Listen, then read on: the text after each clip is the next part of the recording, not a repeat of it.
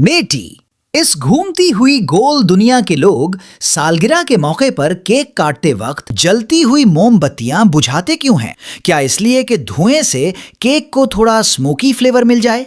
क्या फूंकी मारकर मोमबत्तियां बुझाना महफूज तरीका होता?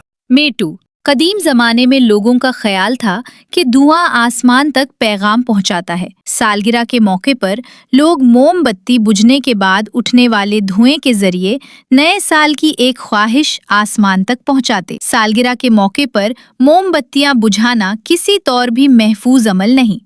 डॉक्टर पॉल डाइजन की रिसर्च के मुताबिक मोमबत्तियों को फूंक मारकर बुझाने के दौरान उस जगह पर औसतन 14% तक जरासीम में इजाफा रिकॉर्ड हुआ। इससे भी ज्यादा खतरनाक बात ये हुई कि हर फूंक के सबब जरासीम की मुख्तलिफ अक़साम का ज़हूर हुआ। अच्छा, ऐसे होता? जी हाँ, ऐसे ही होता। जलती हुई मोमबत्तियों को फूंक मारकर बुझाने का मुतबादिल क्या हो सकता है? अपना जवाब तफसील के साथ कमेंट सेक्शन में तहरीर करें।